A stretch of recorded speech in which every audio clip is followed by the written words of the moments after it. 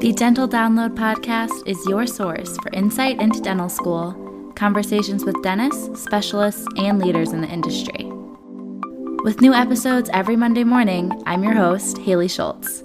Let's get into this week's episode.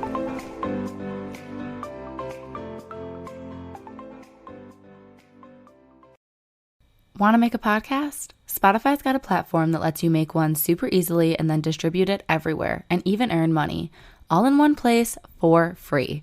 It's called Spotify for Podcasters. Here's how it works. Spotify for Podcasters lets you record and edit podcasts right away from your phone or computer, so no matter what your setup is like, you can start creating today. Then you can distribute your podcast to Spotify, but also everywhere else podcasts are heard. Video podcasts are also available, and you can earn money in a variety of ways, including ads and podcast subscriptions. Did I mention it is totally free, no catch? I've been using Spotify for Podcasters since the very beginning of my show, and now we're nearing our 200th episode, so I can definitely say it's an easy platform, and I've really loved using it. So be sure to download the Spotify for Podcasters app or go to www.spotify.com/podcasters to get started. Okay. Hi, everyone. Welcome back to another episode of the Dental Download Podcast. We have a guest here today, a fellow dental student, but also a fellow podcast host. So would you mind introducing yourself, telling us a little bit about where you're from, where you go to school, and what your podcast is? Hey, hi. My name is Valentin. I am originally from France, actually. I was born and raised in Paris, and then I moved to the US when I was 18, which was 9 years ago now. I moved to the US to become a dentist. And so now I'm in dental school at Midwestern in Arizona. And it's been quite the journey to get there. And when did you start your podcast throughout that process? This is very recent, actually. I officially started the podcast about 2 months ago. But the genesis of the podcast truly dates back like a year ago. It was a project that we started with two of my friends for the business club of our dental school. Due to COVID, we couldn't really have any speakers in person. And so we decided to start doing this Zoom thing where we just, interview dentists on Zoom about, their business models and how they run their practice and stuff like that. And so we just decided to formalize the podcast. And unfortunately, they moved out because they graduated. And so I decided to take over and just make this like a thing. That's super cool. And before we get more into what you did during dental school and what you're doing now, I want to kind of go back in time a little bit and talk about your pre-dental experience. But even you said you came from France to the US with the intent, I'm going to become a dentist. Why did you come to the US over any other country that you could practice? And what were you looking to accomplish here?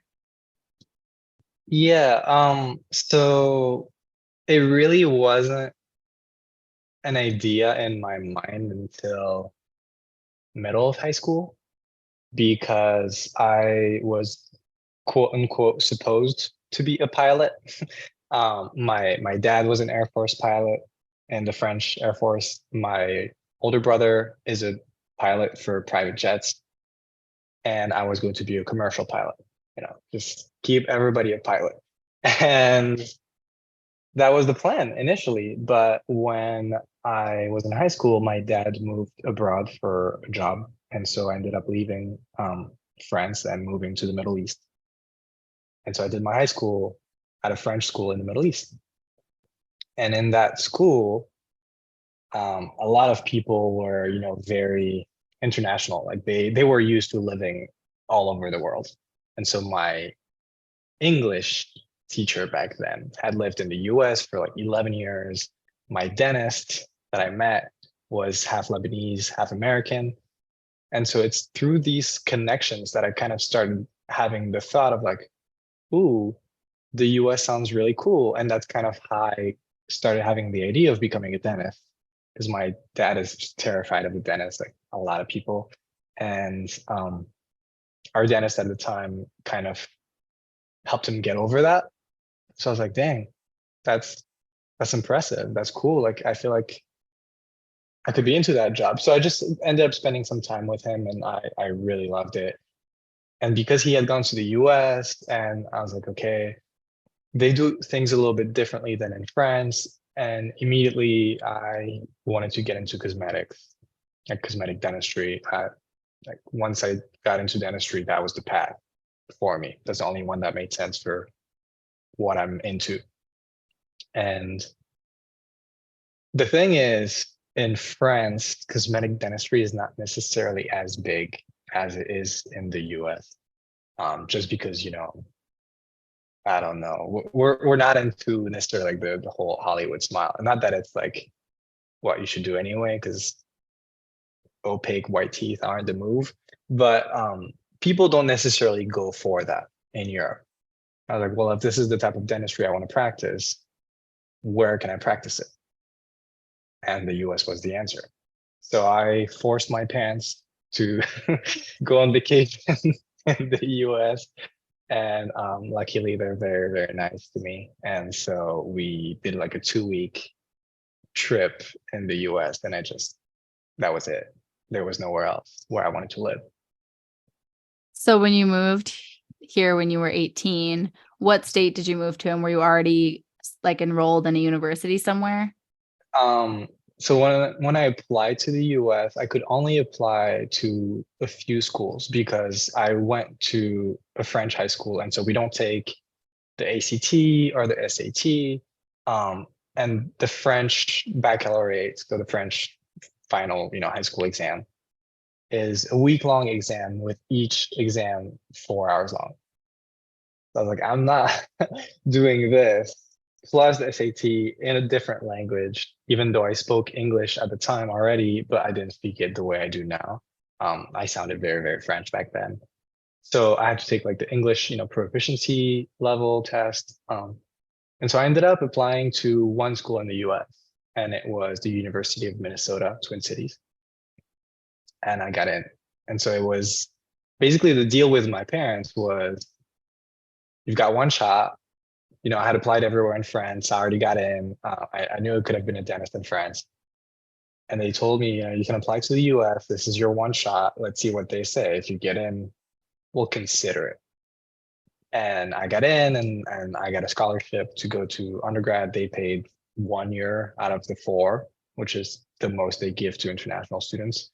I was still grateful for that because it's a lot of money. So I ended up going to Minnesota. Wow, that's interesting. And that sounds like a very rigorous end of high school test that you had to sit through. So props to you. You were It's a probably like long thing. the DAT, that's nothing, like 4 hours, easy. No, the DAT was horrible. I hated it. It was so different. Yeah, we'll get into that later, but yeah, I Yeah. hated the DAT. Did you find that Minnesota had a strong pre-dental preparation? Did they have like a pre-dental club, advisors to help you, or did you have to navigate it on your own? They they did. And I was advised to apply to Minnesota by a family friend that was from California. She went to Johns Hopkins Medical School. She's like a very, very brilliant person, like graduated in 3 years, did a fast track at Mount Sinai. She's in neurosurgery residency. Like, she's very, very smart person. So I was like, okay, I can definitely trust her. And so she had advised me to apply to Minnesota. There definitely was a pre-dental club. There was also a program that they had through the dental school, where you could go and spend a weekend kind of, there's like an immersion into dental school experience for a weekend. So you went, you met faculty, you learned to wax, you toured the sim clinic. It was pretty simple, nothing crazy. They give you a couple classes that first year dental students get, just basically an immersion to what dental school looks like your first year. So that was the biggest thing that they had. The pre-dental club existed, but I'm not gonna lie to you, I did not feel like it was that active. They had one event here and there, and like I never really felt like I got that much value out of it.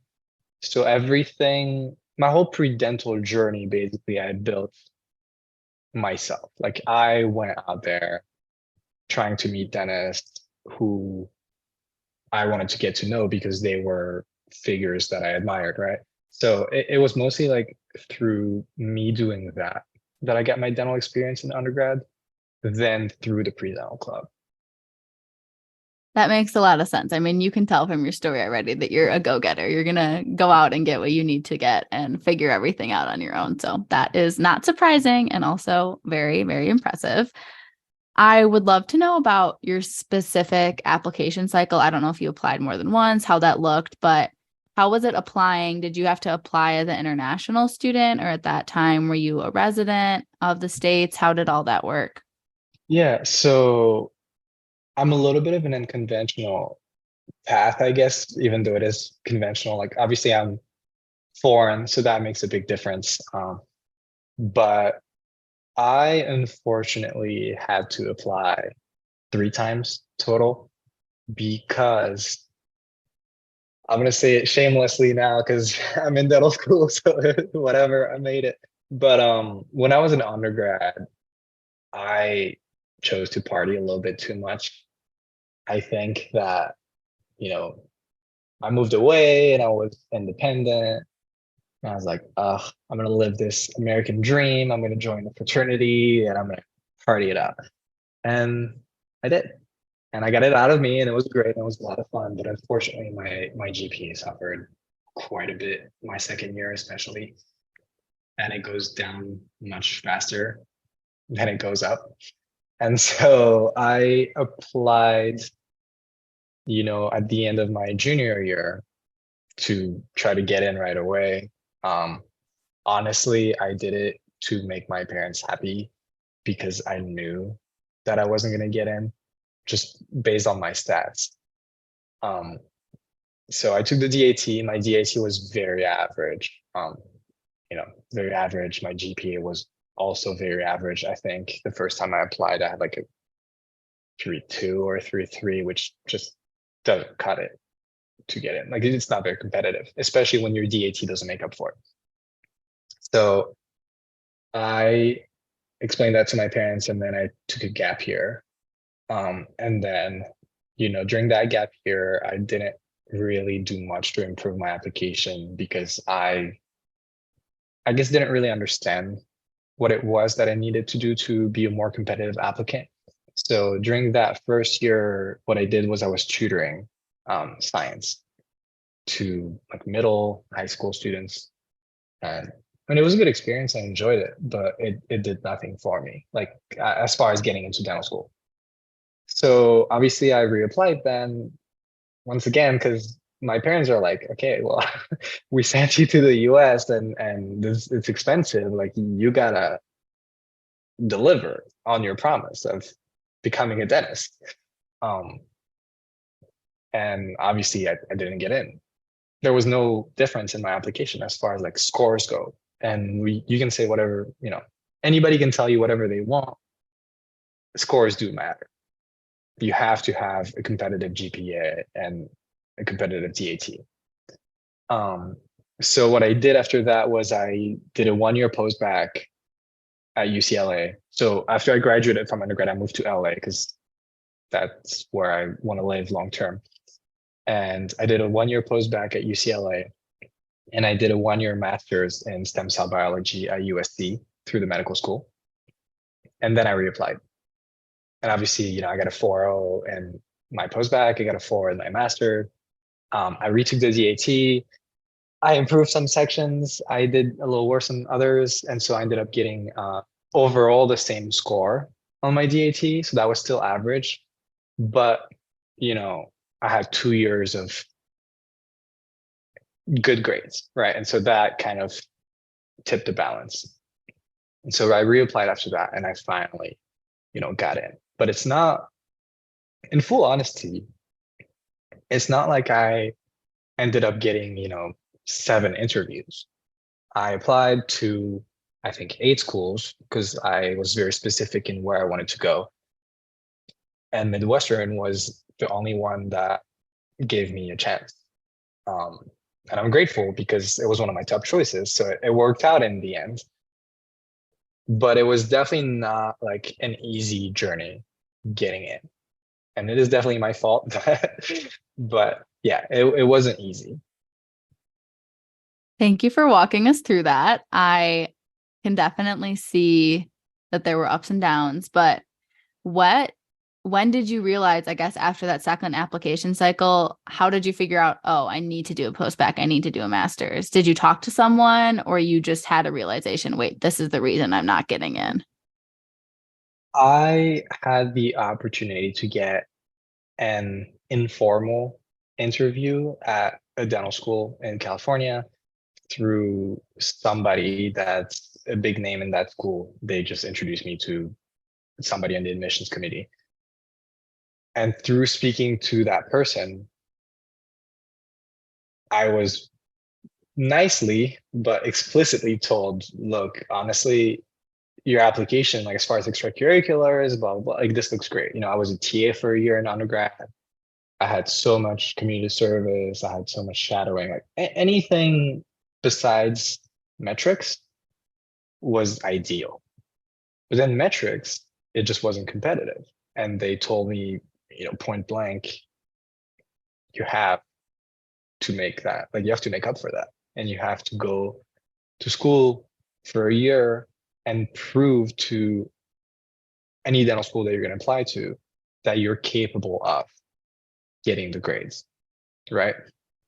Because you could be smart, we believe you, you're nice, you obviously like you're an adult, etc.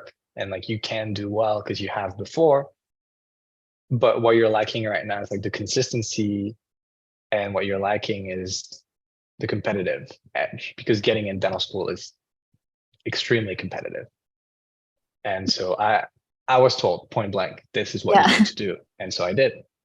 I'm sure you're grateful for that probably humbling conversation because For clearing the sure. path a little bit. Yeah, for sure. I mean, to be honest with you, after I applied the second time, even though like deep down I knew it wasn't gonna happen because I was still like I'm still realistic. Like I knew what was going on.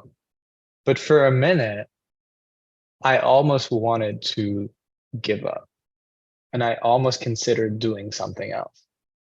And we had this long conversation with my dad, because he's the first one that I called to tell him like, well, this is what's going on, and I'm starting to lose my motivation a little bit, and I think that I need to do something else.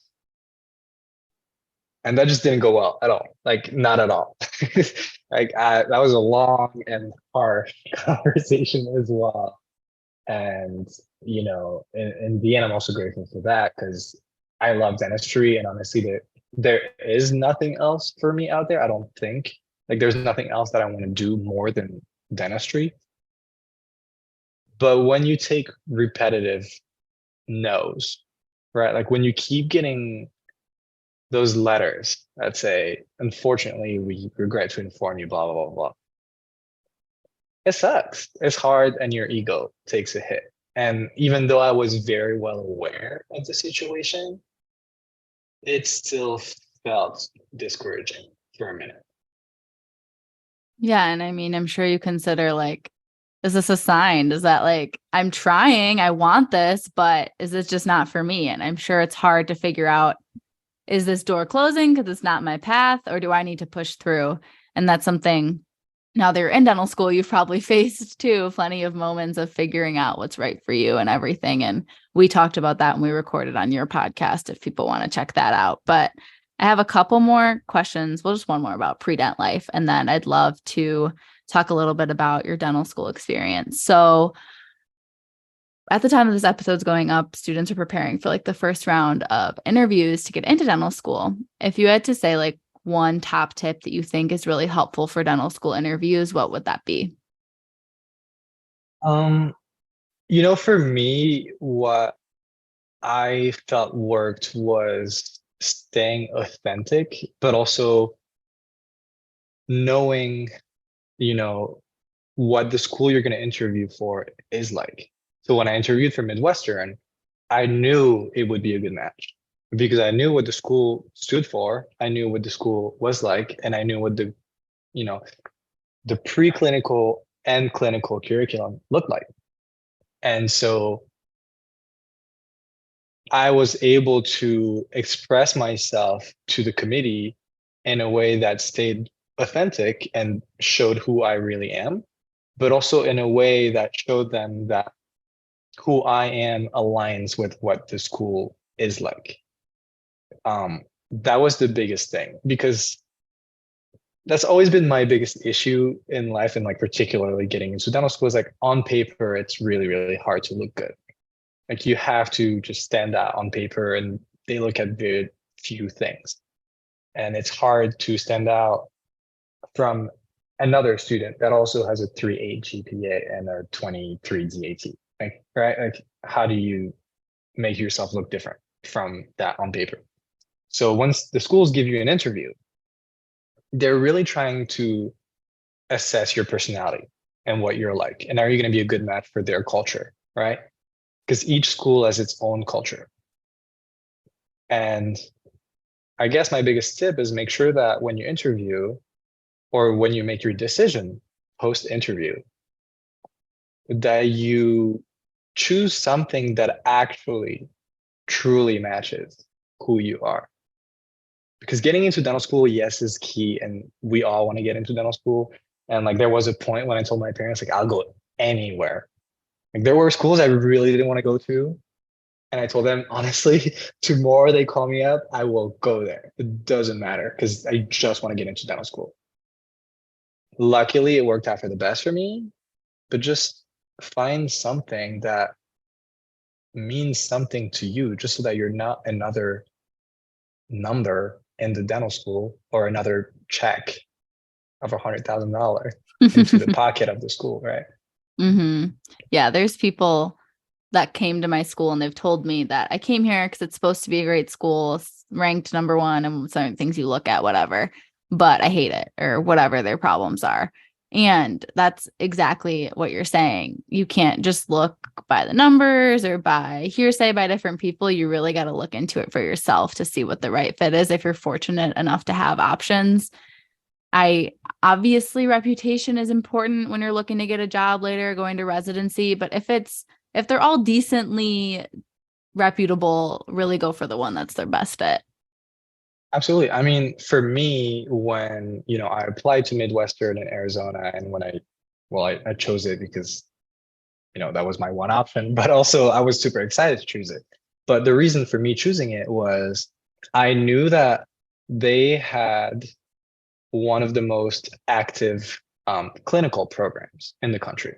So the way we work is that it's 2 years preclinical, we just do Dexter 2 days a week. And then 2 years clinic, 8 to 5 every day. And they run it like a private practice. So I knew that I would graduate having real clinical experience. Unfortunately, some schools, and no names need to be named, but unfortunately, some schools will let you graduate having done 2 crowns or 3. And realistically, it's not the fault of the students at all, right? You're here to be educated. I'm sure they would love to do more, but that's just the reality of some programs. And for me, that was just, I couldn't fathom doing that. It made no sense. If I go to dental school and I'm paying all this money and I want to be proficient by the time I graduate, because I need to, an employer needs to trust that I'm capable of doing the dentistry without butchering somebody, basically, right?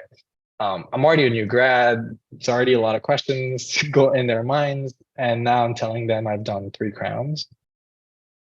There's no way. You're going to have to do a GPR after. And I don't want to do that. So my thing was I knew that by the time I graduated dental school, I would have done at least, 50, 60 crowns. And that was a big thing. I wanted to get that hands-on clinical experience. So when you say that the clinic runs more like a real office, like a private practice, how does that look? Like you come in at 8 a.m. How many patients are on your schedule that day? As I guess next year you'll be a D3. Right. So I'm actually starting clinic in 5 weeks. So very excited about that. Um, it runs like a private practice in the sense that we don't have to look for our own patients. That's a big thing. The school has its own private clinic, and patients just from the area will come to the clinic. I don't need to go out and give my business card to people telling them, hey, come see me and please let me do a filling on you, right? Like I just have a pool of patients already there for me. It doesn't mean that like I can see, a patient an hour. There's a reality of, what dental school is like, and I am not necessarily prepared to do a crown and seat in an hour and a half. Like, let's just be realistic about that. So I want to say you probably, depending on what you're doing, you probably see like anywhere from 2 to 4 patients a day, depending on what's going on. Appointments are definitely longer than in private practice, but at the same time, because there is no specialty program in the school, we actually get to do specialty procedures. So we do endo, we do perio, we do implants, and that's also big difference because some schools, if there's a specialty program, any specialty procedure will go to the specialty department, which is fair because they need them. But I actually get to place implants. Yeah, that's huge. I mean, you're the first school. And then one person I talked to that went to, I think it was USC, said she placed one implant during dental school and only like a select few of them, the most promising students, got to place an implant. So it sounds like it's standard practice that you guys get trained and actually get to place implants. We restore them, but we not even a consideration that any dental student could place an implant at my school. Yeah, I mean it's standard practice depending on whether or not you get the patient for it. Meaning, if you have a patient that needs an implant and the patient is able to afford it, you will work with a specialist. Like we have specialists supervising. It's not like it's just whatever you want, do whatever you want. No. It's supervised and it's safe. But and we work with specialists in a specialty clinic downstairs. But if you get the patient and they can afford it, you get to do it. Unless the procedure is too complex, it's close to a nerve or to the sinus or anything. Like obviously the specialist does it because they don't want you to harm anyone, and it's only fair. But yeah, I mean, I have my partner for next year because we're also paired with it's a D3, D4 pairing. So I'm going to work with a D4 and we're going to be assisting each other basically whenever the other does the procedure. So we do four-handed dentistry for 2 years as well, which that's also huge in the sense that like, this is what private practice is like. Yeah, She's placed 5 implants already. that's amazing. Yeah. Kudos to your program. That's awesome. Exactly what you were saying, how we have, well, my school, we have all the specialties. So much gets referred up. Even semi-complicated pros cases get referred up. So I get a lot of practice in all the basics. As you were saying, you have plenty of patients. I feel like we do too, but it's always luck of the draw who you get, as you said, financial situation, work time off, family situation, all these things need to fall into place for someone to accept a really long or complicated treatment plan and for you to actually finish it before you graduate. Yeah. But we definitely have the patients that want that. But unfortunately, because of all the specialty programs, a lot of the finishing steps or in between ends up going to the specialty. Maybe it comes back to us. Maybe it stays in specialty, or our faculty. We have a faculty clinic where they specifically practice too, and the patients can pay a higher price and be seen there if they feel like they need more than a dental student. So it's interesting exactly what you said, how schools run differently. So it's important for people to hear that and look into it. The faculty clinic is tough though, because what doesn't make sense in my head is it's basically the school competing with the school, right? It's like the faculty that are teaching at the school are competing against the students. at the school that they're trying to educate. And so Yeah, that doesn't really make sense for me.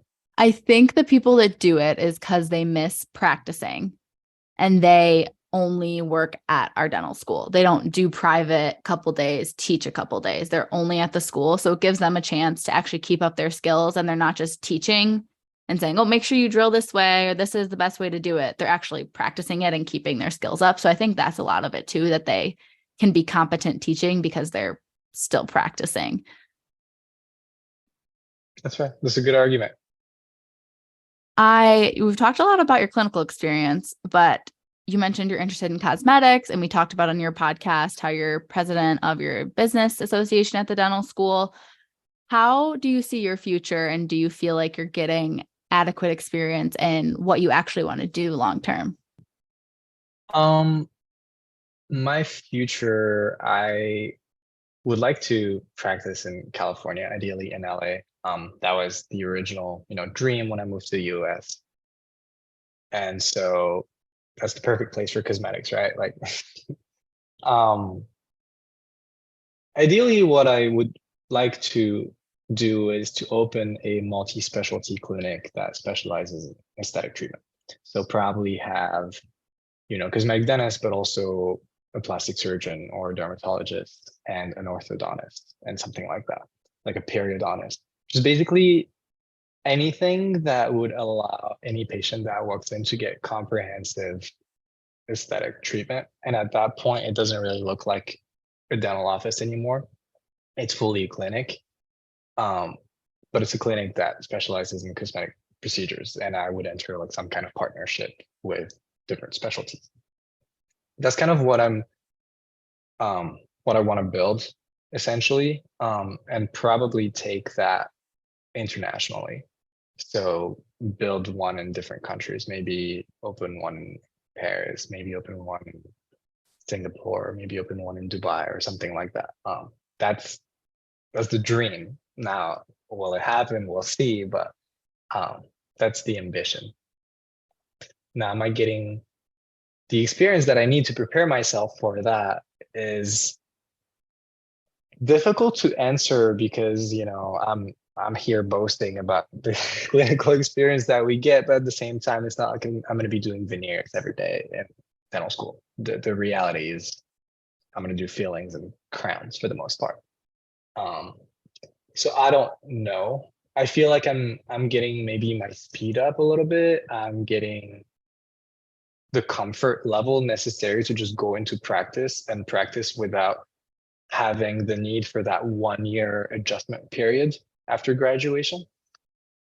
But I'm definitely going to need some CE after I graduate and like still get more experience to just build my clinical skills and make sure I understand all the concepts that go behind, producing high quality aesthetic dentistry.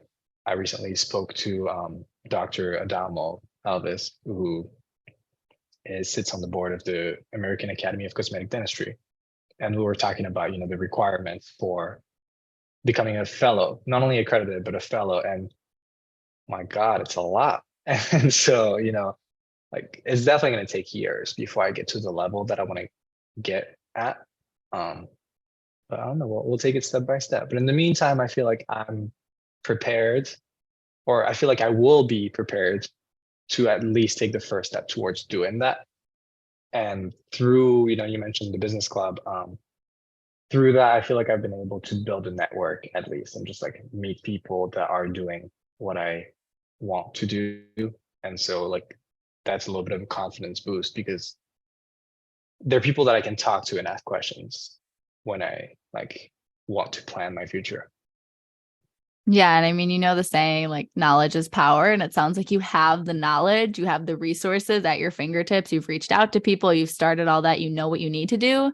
Just a matter of progressing through dental school, progressing through the start of your career and doing it.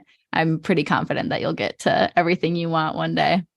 I appreciate that. Yeah, hopefully it'd be nice. I owe it to my parents. They've sacrificed quite a bit to allow me to be here today. So Yeah. I definitely owe it to them. So to wrap up, I always like to ask if you have any final words of wisdom or just like a take-home message you want to leave people with, it's mostly dental students listening. So final words of wisdom for dental students. Yeah. It's going to go back to what we were talking about when we were talking about preparing for the interviews for dental school. It's just as you pursue your path in dentistry, really take the time to reflect and think about what it is that you want to achieve and accomplish. Like, what in dentistry is your passion? Because we were talking about it together on the episode of my podcast that we recorded, the Chairside Chats podcast. Sometimes people just think of dentistry as, I have to be a practice owner or an associate and I have to work 4 or 5 days a week and that's it. And there's nothing more to it. But that's just not true. There's so much more to it. You could build your own CE. You could be a speaker. You could be in academia. I don't know. I interviewed somebody that has the first FDA approved AI company in dentistry, right? Like the possibilities are endless. And it's just, what are you passionate about? What do you want to do? What do you want to accomplish? Reflect on that, stay true to yourself, and just pursue that. And like, this is, in my opinion, what will make you the most successful that you can be. That's great advice. I hope people take a minute after this to self-reflect and figure all that out for themselves. So you mentioned we recorded on your show. Do you want to just direct people to your Instagram or the best place for them to listen? Or if they have questions for you, because you shared a lot of your own personal story, somebody might resonate and want to ask you some questions. Yeah, for sure. So the podcast is called Chairside Chats, and the Instagram handle for it is the Chairside Chats Podcast. Pretty simple. And then my personal handle is Valmets, VALMEYTS. If anybody has any question, I'm always more than happy to answer anything I can help with. Well, thank you so much for your time tonight for both shows. It's been a lot of fun. So hopefully people head over to yours and listen to that if they haven't already. Yeah, thank you so much, Haley. I appreciate it.